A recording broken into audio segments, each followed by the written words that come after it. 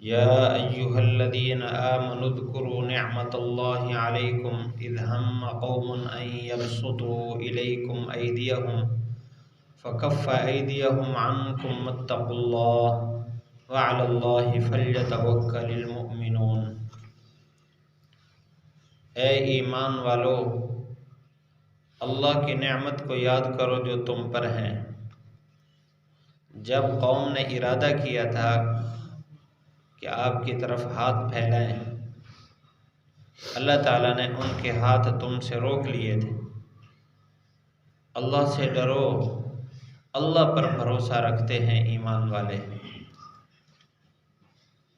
اس آیت کا تعلق پچھلی آیت کے ساتھ، جس میں اللہ تعالیٰ نے یہ حکم فرمایا وَاذْكُرُوا نِعْمَةَ اللَّهِ عَلَيْكُمْ، کہ اللہ کی نعمت کو یاد کرو جو تم پر ہے، اور اس وعدے کو یاد کرو جو تم نے کیا، جو اللہ تعالیٰ نے تم سے لیا تھا۔ تم نے یہ کہہ دیا تھا اسلام لاتے ہی کہ ہم نے سنا، ہم اطاعت کریں گے۔ اب اسی کا دوبارہ تذکرہ ہے۔ فرمایا یا ایھا الذین آمنوا اذکروا نعمت اللہ علیکم، تم نے اللہ تعالیٰ سے کیا ہوا وعدہ پورا کیا ہے، اس کی پابندی کی ہے، تو اب اس کا نتیجہ اور اللہ کی طرف سے تم پر جو اس کے نتیجے میں احسانات ہیں ان کو دیکھو۔ مفسرین فرماتے ہیں کہ اس آیت میں ایک خاص واقعے کا تذکرہ ہے۔ وہ خاص واقعہ یہ ہے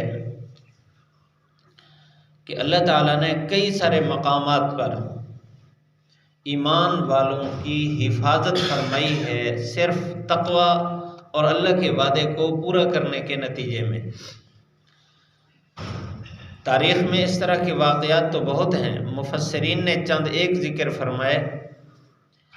یہ ایک مشہور واقعہ ہے کہ ایک غزوہ سے واپسی پر آپ صلی اللہ علیہ وسلم اور آپ کے صحابہ نے ایک وادی میں پڑاؤ فرمایا، تو مختلف درختوں میں کے نیچے سائے میں صحابہ بکھر گئے۔ آپ صلی اللہ علیہ وسلم کے لیے ایک درخت کے نیچے جگہ بنائی، آپ وہاں لیٹے ہوئے تھے، تو ایک دیہاتی وہاں سے آیا جس کے ہاتھ میں تلوار تھی۔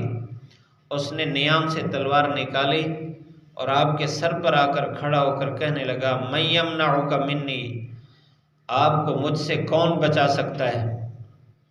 آپ نے اس وقت فرمایا اللہ عز وجل۔ دوبارہ اس نے یہ بات کی، 3 مرتبہ یہ بات کی، 2 یا 3 مرتبہ، تو اللہ تعالیٰ نے اس پر ایسا رعب طاری فرمایا کہ اس نے تلوار کو نیام میں دوبارہ ڈال لیا اور رکھ دی۔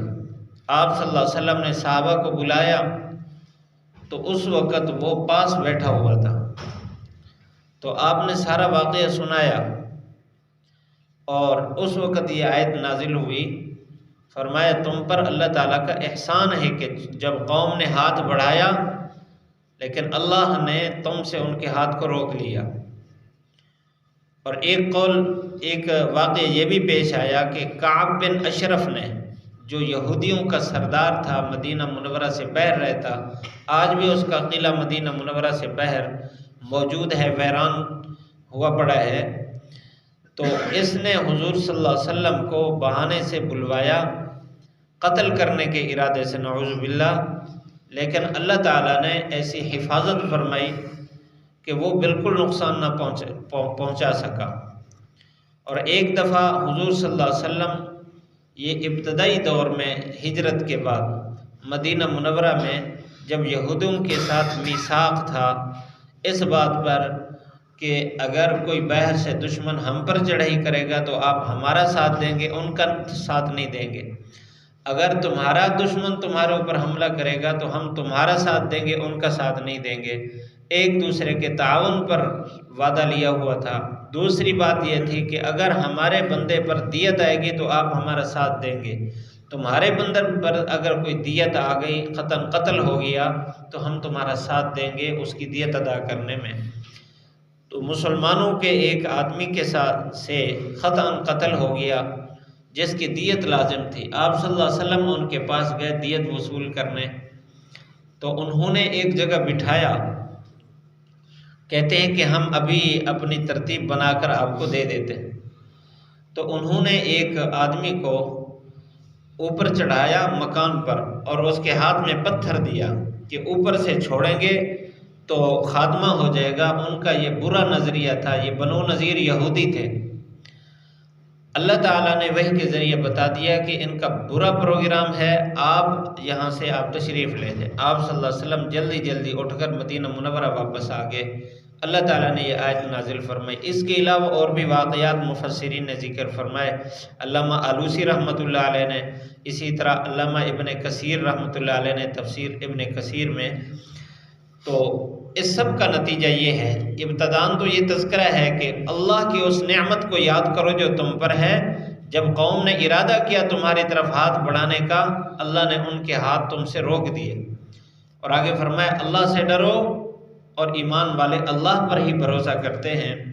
مفسرین فرماتے ہیں کہ اس میں پوری امت کے ہر فرد کو یہ سبق دینا مقصود ہے اس آیت میں کہ جس آدمی کی زندگی میں تقوی ہے اور اللہ کی ذات پر بھروسہ ہے، یہ دو نعمتیں جس کی زندگی میں موجود ہیں، جو دو صفات موجود ہیں، اللہ تعالیٰ خود اس کی حفاظت فرماتا ہے۔ کوئی دشمن اس پر حملہ نہیں کر سکتا، اس کو نقصان نہیں پہنچا سکتا۔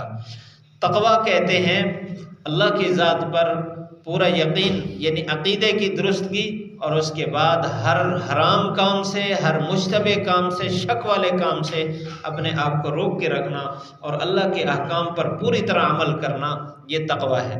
اور اللہ کی ذات پر بھروسہ یہ ہے کہ دنیا کے اسباب اختیار کرے لیکن نظر دنیا پر نہ ہو، نظر اللہ کی ذات پر ہو۔ یہ صفت اندر پیدا ہو جائے اور اللہ تعالیٰ کو خوش رکھے، ناراض نہ کرے۔ اللہ تعالیٰ اس کی جان کی، اس کے مال کی ہر طرح حفاظت فرماتے ہیں، کوئی نقصان نہیں پہنچا سکتا، کیونکہ پچھلی آیت میں یہ بات تھی کہ تم سے اللہ نے وعدہ لیا تھا کہ تم تقوی اختیار کرو گے۔ تو اس وعدے پر اللہ تعالیٰ پورے اترے ہیں، اس وعدے کو اللہ تعالیٰ نے نبھایا ہے کہ جب تم نے تقوی اختیار کیا تو اللہ نے تمہاری حفاظت فرمائی۔ اسی طرح تقوی اختیار کرتے رہیں گے ایمان والے تو اللہ حفاظت فرماتا رہے گا۔ اللہ تعالیٰ ہم سب کو تقوی نصیب فرمائے اور اپنی ذات پر پورا یقین اور توکل نصیب فرمائے۔ یا ایھا الذین آمنوا اذکروا نعمت اللہ علیکم اذ ہم قوم ان یبسطوا الیکم ایدیہم فکف ایدیہم عنکم واتقوا اللہ وعلی اللہ فلیتوکل المؤمنون۔ یا ایھا الذین، اے وہ لوگو، آمنو جو ایمان لائے، اذکرو یاد کرو، نعمت اللہ اللہ کی نعمت کو، علیکم جو تم پر ہے، اذ ہم جب ارادہ کیا، قوم مشرک قوم نے، ان یبسطوا الیکم کہ آپ کی طرف پھیلائیں، ایدیہم اپنے ہاتھ، فکف ایدیہم روک لیا اللہ تعالیٰ نے ان کے ہاتھ، عنکم تم سے، واتقوا اللہ اللہ سے ڈرو، وعلی اللہ فلیتوکل المؤمنون اللہ پر چاہیے کہ ایمان والے بھروسہ کریں۔